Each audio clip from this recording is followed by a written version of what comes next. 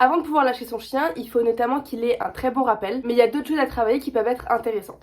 Parce que si vous rappelez votre chien systématiquement dès que vous croisez du monde, dès que votre chien est un peu trop loin, dès qu'il prend la mauvaise direction, vous allez vite finir par détériorer le rappel. Alors si vous habitez à la campagne comme moi et que vous croisez une personne toutes les heures, bah c'est pas grave, mais si vous allez croiser des gens tous les 100 mètres, c'est un peu plus compliqué. Et pour des chiens très sociables, le rappel peut vite se dégrader. La première chose à prendre en compte, c'est le suivi naturel. C'est quelque chose qui s'apprend très simplement sur des chiots. Ça peut aussi tout à fait s'apprendre sur des chiens adultes. C'est apprendre à son chien à nous suivre naturellement, à ne pas s'éloigner de trop en balade, à prendre les mêmes directions que nous, sans qu'on lui donne un ordre. Donc comme son nom l'indique, suivi naturel, nous suivre naturellement. Pour travailler ça, vous mettez votre chien en longe si jamais il n'a pas de rappel et si l'environnement ne permet pas de le lâcher. Et vous allez régulièrement prendre des directions différentes que votre chien. Donc maintenant votre chien est loin devant vous, vous allez prendre un chemin à droite ou alors vous allez simplement faire demi-tour sans rien dire à votre chien. Si vraiment vous voyez que votre chien il en a strictement rien à faire de vous et qu'il est vraiment très loin de vous, vous pouvez donner son nom par exemple, mais c'est tout. Vous n'allez pas donner l'ordre de rappel parce qu'on ne travaille pas le rappel mais le suivi naturel. Et le suivi naturel, il n'y a pas d'ordre à ça.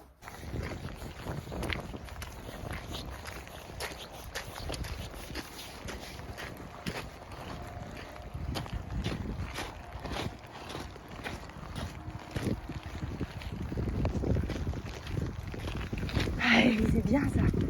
Super, on le bien. Passe par là. Oh, ça, allez par là. Allez, oui.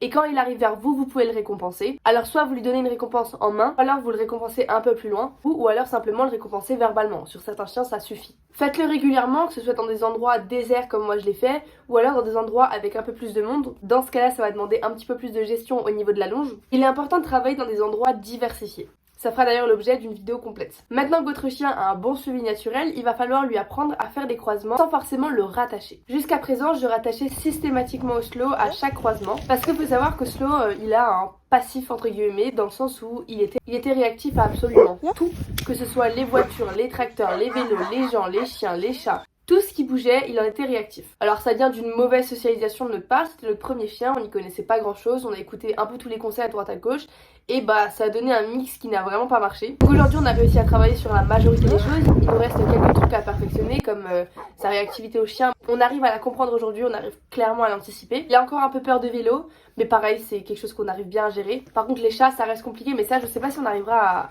à travailler un jour. Mais sinon, c'est un chien tout à fait équilibré et qui a pas de problème pour faire des croisements, que ce soit avec des gens ou même avec des chiens, tout se passe très bien. Et il n'a plus envie de sauter sur absolument toutes les voitures qu'il croise. Et donc cet été, j'ai décidé de faire un croisement en liberté, sans le rattacher, avec une voiture. C'est bien. Encore, tiens. Par là, viens. J'ai encore plein de trucs. C'est très bien ça. Viens, assis. C'est très bien. Et tu laisses, pas bouger. Bouge. Bouge. Oui, prêt. Assis. Assis. Au pied. Tiens. C'est très très bien ça. Encore. Oui. Donc comme vous pouvez le voir, le chemin est assez large.